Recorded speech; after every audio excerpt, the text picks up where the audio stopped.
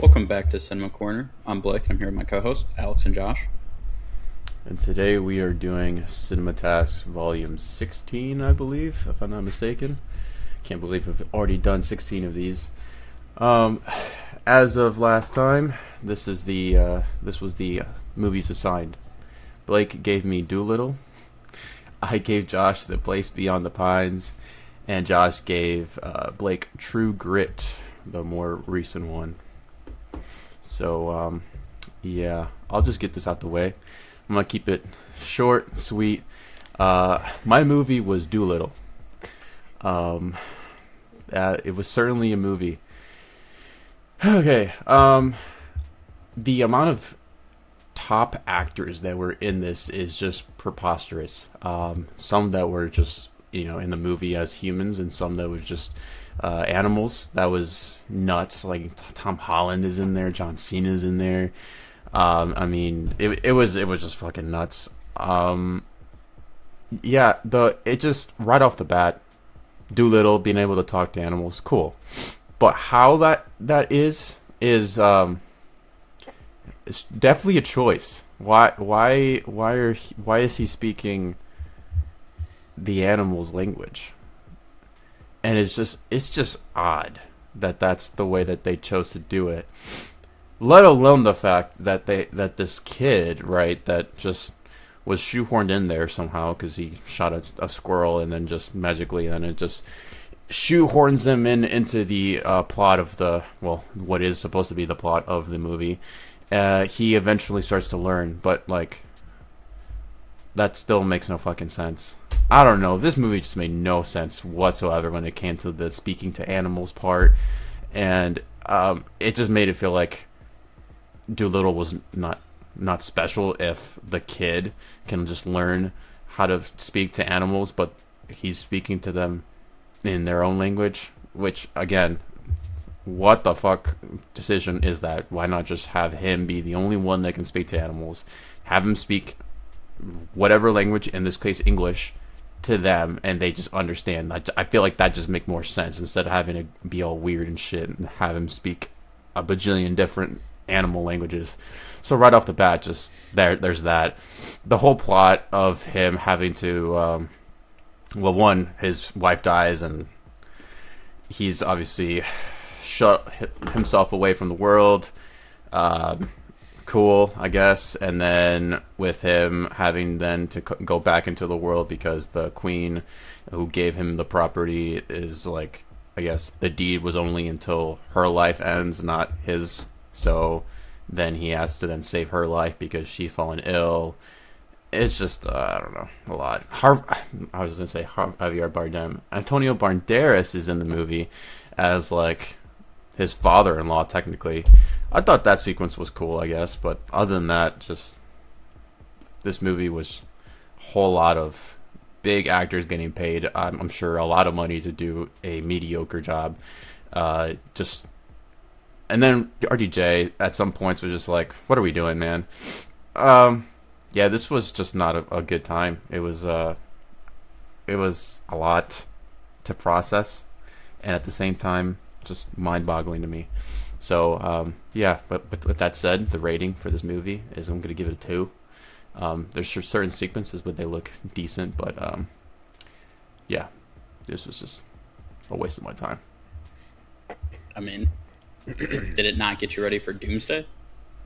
Very similar plots of this man lost his family, tries to isolate himself. I feel like this had a lot of connection with Doomsday. No. As far as I can tell, he doesn't speak to animals, so especially not in their own language. Which don't know yet. Haven't seen it. Certainly a choice. Certainly a choice. I don't remember that from the Eddie Murphy movies, unless I'm just not remembering. 2 is insane. That was a great movie. I can go next. Yeah, Josh gave me True Grit, the more recent one. I think it was like 2010, I want to say, with Odysseus himself, Matt Damon, Haley Steinfeld. Josh Brolin shows up in it at one point, and Jeff Bridges. Yeah, like I said, I saw the old one. I think it came out like 69. I watched that one a lot when I was younger because I had it on DVD. But going into this one, I did not fully remember that movie that well because it's probably been at least over like close to probably a decade since I watched that one, even probably more than that. Essentially, this movie is pretty much Haley Steinfeld is like a younger girl who her dad just died, and she basically wants to hire a bounty hunter, essentially back in the old days, to hunt down the man who killed her father, and she's willing to pay him. And she even wants to go with him to make sure that they don't kill him and bring the guy back to like the town square so he can be hung in front of everybody and be like publicly executed for killing her dad. So she goes to a town and she's like, hey, I need to find like a marshal or somebody who can do this. And she talks to a lawyer who's like, I got 3 options for you. This guy's probably the best one. This guy's not the greatest. There's a good chance he's probably going to kill the person, but he gets the job done. And then like this other guy's, I forgot what the other third guy, what his problem was. She went to the guy that she said was the best option. He basically was like, nah, you're a little girl. Like, I'm not taking you serious. You don't have money. So then she goes to like the last resort. Rooster Cockburn is his name, played by Jeff Bridges, who basically she's like, he's going to get the job done. No guarantees he's not going to kill this guy for you, though. But Rooster's just completely drunk out of his mind. He's on trial for court because he's just killing everybody that he comes across. And eventually she's able to talk him into like, hey, will you do the job for me? He's like, yeah, come back tomorrow. We'll leave to set out to go hunt this guy down. She goes back to her hotel. Matt Damon shows up, and he's like a marshal from Texas or some shit. And he's like, hey, I need this guy. And I hear you're asking around trying to like get this bounty. Like, I'm bringing this guy back to Texas. He killed a senator. And she's like, nah, I just hired a guy. Like, he's mine. She goes to bed. She goes to Rooster in the morning, and he's gone. She ends up catching up with Rooster and Matt Damon's character. I don't remember his name. And then the 3 of them set out, and basically the rest of the movie is the 3 of them are set up trying to hunt this guy down to get to him. And then, you know, throughout the movie, they have their issues. You know, the 2 marshals have their little arguments, and they break up in it. They're like, nah, I'm taking him to Texas. He needs to be hung in Texas. And the guy's like, nah, she hired me. I need to get him back to Arkansas. He needs to be hung in Arkansas. They fight. They break up.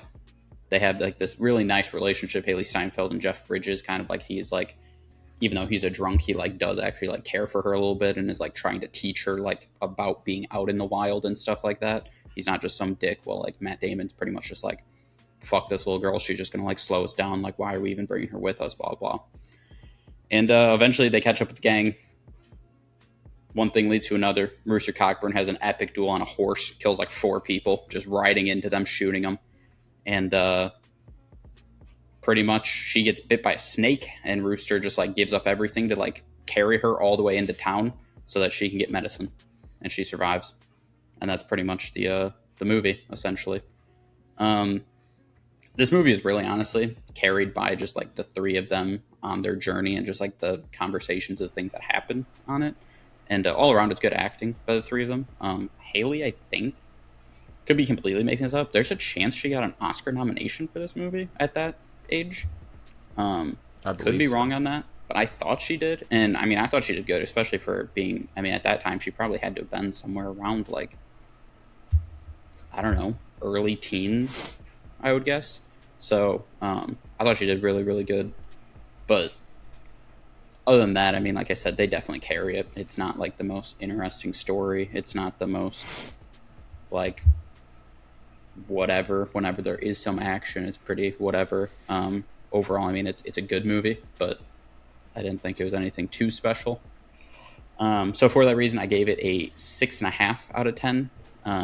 Like I said, it was shot well. I mean, it definitely seems like they did a lot of shooting out in the wild, which was cool for it. But overall, I mean, it's not anything spectacular. Okay. Since you watched the original, does that like compare? Like, did they pretty much follow the same plot? I feel like it was very, very similar. Like I said, it's been a long ass time since I've watched that one. But I feel like there's a lot of it. And like there were scenes that were happening. I was like, oh yeah, I kind of remember this. Like when Haley Steinfeld's character like falls into a pit and then there's like snakes all around her. I was like, oh shit, I feel like I remember the snakes being a part of the OG one. So yeah, I feel like there was a lot of it that was pretty similar for the most part. But like I said, I can't be 100% sure. It's been a long ass time, but yeah, loosely I would say. Okay. All right, let's continue this hot streak going on here. Okay, so my movie was The Place Beyond the Pines, starring Ryan Gosling.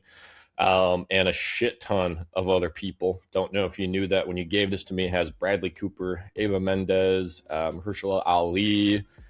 It has, man, do I know his last name? No, his first name's Ben from Andor and Rogue One, that plays, what's his name? The officer that Darth Vader says, yeah, be careful, don't choke on your aspirations. Yep, hey, there you go. Him and some other old actor that, you know, you would recognize when you see him, but do I care to remember his name? Nope. Anyways, this story.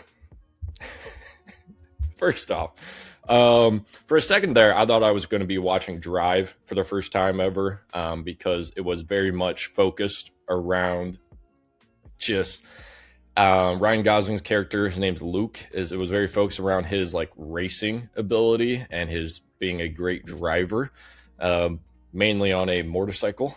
But essentially, you just get introduced, thrown right into this, where he has a relationship with Eva Mendez's character, which there's no reason to remember her name because it definitely follows that just awful stereotype of, I mean, she's just there to be a woman that these guys fall in love with or just feel bad about, and that is literally all she is as a character. That's just nothing about her other than that, and that's pretty much how it goes with them. There's a background of them, and then ends up finding out that before he travels away, because he just goes around doing stunts at different towns to make money on a bike.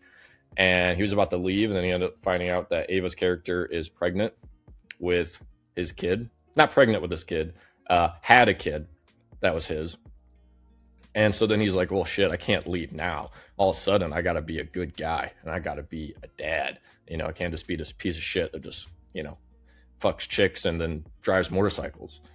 And so he stays around, and that's where Ali's character comes in. Do I remember his name? Nope. And he ends up being the father, ends up being the stepdad, you know, the father that steps in. And he is now the one that is taking care of Ava and this kid, and is basically saying, yo, fuck off, man. You know, you're the bum. And so they beef, and then Ryan, or Luke, his name, he's like, I need to get money. I need to prove that I'm better than Ali's character. I need to prove that I can take care of this kid, and I can take care of her, and I'm the man that she needs. And so he tries finding jobs, can't find anything, and that's where he runs into Ben's character. Remember his name? Nope. And ends up, hey, he has a shop there, and he can work for him, and they barely make enough money, and he's like, yo, I need to make more money. And then it turns into a heist movie. It turns into a heist movie. They start robbing banks together, and it's well shot. Like, I will say, once again, throughout this movie, I kept thinking I'm about to watch Drive for the first time, because everyone says that movie is hella good. And honestly, I know it has to deal with cars, racing, driving, cool shot scenes. And that's what this movie is about for the first 30 minutes. And has really cool bank heist scenes, shit like that. Has a classic fall down where the two guys are beefing with each other. And Luke's character decides that he still wants and needs more money, while Ben's character says, dude, you need to chill the fuck out. We just robbed like 3 banks in a row in a small ass town. They're going to figure us out eventually. Chill out, lay low for a while. And nope, Luke says, nah, I'm going to do my own thing. I'm going to go on my own. So he goes on his own, and it goes horribly wrong, of course, because it's just him this time. And he gets in this huge, just, you know, cop chase scene.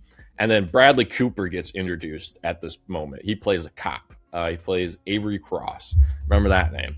And so now you're like, okay, well, this has to mean something, because now Bradley Cooper's getting introduced. And that's kind of the bad part sometimes with these movies, where you just see a random big actor finally getting introduced, and you know something big's about to happen.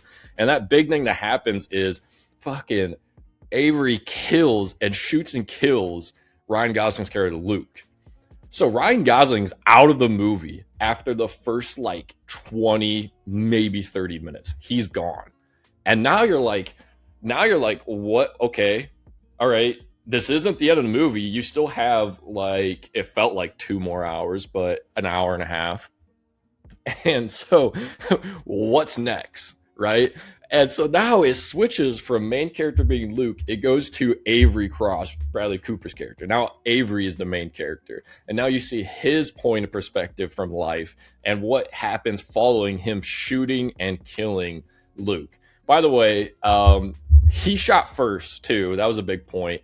He did not let Ryan Gosling's Luke have a chance to like give up anything. He busts through the door that he was hiding behind and just fucking pops him a bunch, and he falls out of a house and just splats on the ground. And so he's dealing with about lying, the fact that he just didn't let Luke have even a chance to give himself up. So he lies to like the cop therapist, and everybody yells. Everybody hairs him as a hero in this small town because, you know, he's a bank robber and he was beating the shit out of civilians and shit like that when he was doing his final bank heist. So Avery is quickly having this rise to fame and rise to the top as this hero, while also feeling guilty as hell because he straight up murdered him and did not give him a chance to surrender whatsoever because he was like a rookie cop. It literally was like his first week on the job. And so all that shit's happening. He also has his own family, and he finds out that, oh shit, Luke was a dad and has his own son that was the same age as his own kid. And he's feeling hella guilty to the point where he won't even look at his own son. And he's dealing with all this guilt while being heralded as a hero. Then this is just when the story just kind of gets like, what the fuck am I watching? All right, you're already feeling that way. Then, like I said, there's some old actor in here that I should know his name, but he gets introduced as part of the police force. And he has this really awful fucking awkward scene where he goes to Bradley Cooper's house and says, yo, we need to go out for a night. We need to celebrate your victory. And ended up, what's the celebrating the victory is they show up to Eva Mendez's house and they fucking rob them.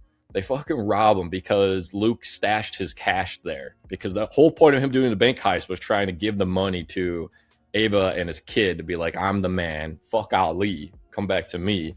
And so they go and there's still more to the fact that Luke is dead, and they go in there, they fucking rob him as cops. And so Avery is dealing with the fact he fucking killed this guy, and now he's following his shitty cop friends and robbing them. And then now he knows that's illegal. Now he's stuck with this corrupt police force. And it just keeps going on and on. Long story short, the ending to basically all this was Avery has to be the good guy. He tells on all of them and gets all his cop buddies arrested. And then he ends up being up for being like, I don't know what the exact words, but like basically like the attorney general, shit like that for the town. So he ends up doing this political campaign and shit. So now you're like, okay, where the fuck's this story going? Because it goes, at this point now, it goes 15 years later. So now we're in the third plot point of this movie. So you get 30 minutes with Ryan Gosling, you get 30 minutes with Bradley Cooper, and then now you're up to this new 30 minutes where the two kids, remember, they each had a son. Well, Luke's son is growing up. He is the guy, I don't know who his fucking name is, but he's the dude that played the Green Goblin in The Amazing Spider-Man, that actor. Sure, man. So that's him. He's in this. And then you also have Avery Cross as Bradley Cooper's son. He grows up. They end up going to the same school together. And basically this movie tries to play out overall is that like you're going to follow in the sins of your father, basically, that it's in. I don't know what it was trying to tell. It was trying to tell like this macho story of like manhood, and it was very bro-y, as in like, you know, you're bound to just follow the paths of like your ancestors, especially if you're a guy. And basically both the sons are just carbon copies of the worst of both Luke and Avery. And they end up meeting each other, doing a lot of fucked up shit together. They end up getting in a fight. And then at one point, how the movie ends is literally Luke's kid goes to Avery Cross's house, and you think he's gonna fucking kill his son because they got that big of a fight, but he doesn't. And then he kidnaps Avery Cross, takes him out onto the road into the pines, and basically holds him at gunpoint And because he realizes that he found out that Avery's the one that killed his father, why does he truly give a shit? Who fucking knows? He never even met the guy, and he was a fucking evil piece of shit. But anyways, holds him at gunpoint, basically robs him, and that's when he finds out in his wall that Avery had a picture of Luke and Ava Mendez's character and a picture of him as a baby because he still felt that guilt. Then he leaves, drives away, and he finds a motorcycle, buys the motorcycle, and drives away like his dad. That's the story. That's the movie. It was stupid as shit. It was very much just like a fucking guy had to have wrote this plot, thinking that it was so cool and badass that, yeah, man, like Luke, he definitely was getting around and it was okay. He wasn't this evil piece of shit that beat his fucking former girlfriend, also beat Ali almost to death. Just an evil piece of shit guy that was a bum, but it's okay. We're gonna make it like it's totally fine for this dude to like idolize his father. Whether they were trying to make it out like that or do more, don't know. It definitely is not portrayed well. It was not a good movie. I was actually very surprised this movie was rated as high as it is, because I thought it was stupid shit. So my rating was a 4 out of 10 for this. It was pretty bad. Way too many plots. Too broy for me to enjoy. Yeah. Did it get you excited for Ghost Rider? I mean, hey, he did ride the hell out of that bike, you know? That's what people were. I remember when he was announced, people were like, oh my god, Place Beyond the Pines, like Ghost Rider, blah, blah. Yeah, I just, it had literally, there's 3 full plots in this movie, and it like tries to make you feel for Luke as if you did not witness him beat a woman, beat a man, beat another guy, beat multiple women, drink a bunch, rob people. There was nothing redeeming about him other than the fact that he realized he had a son. And even when he realized he had a son, he also beat Ava Mendez's character while knowing that son was his. So it's like, yeah, it's okay, he's dead. Alrighty. Yeah. Wonderful. What a round. Wonderful. What a round. Yeah. Hopefully we do better this time. Well, I guess since I was the last one to go, Blake. No, it's not Blake. Alex. Movie I'm going to give you is called Pizza Movie. And that is your movie. I'm sure you'll enjoy it. It's a little different. There you go. All right.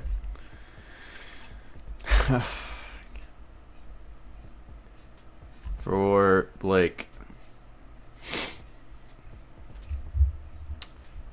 I'm gonna give you Bones and All. Oh, nah, that's a good one. I literally put it that one, like, I have a list of movies that I want to watch at some point, and I put that in within the past, like, 2 weeks. Timothy Chalamet, isn't it? Yeah, Timothy, yeah. So I've been wanting to watch that one. There you go. That's a valid one. So I think that's Luca Guadagnino, I think is how I pronounce the director of that one. Yeah. But yeah, I literally just added that as one that I want to watch soon. Josh, speaking of broy movies, you've never seen Wolf of Wall Street, right? I have not seen Wolf. I'm just kidding. I'm not doing that one. The real one that I'm going to do for you is a bit of a risk, if you will. The Northman. I have not seen The Northman. I know you have not seen that one. We'll see what your review of it is. Okay. So hopefully this time around does a little bit better. As always, let us know in the comments down below what your thoughts are on any of the movies that we watched or are going to watch. Like the video, subscribe channel, and we'll see you guys in the next one.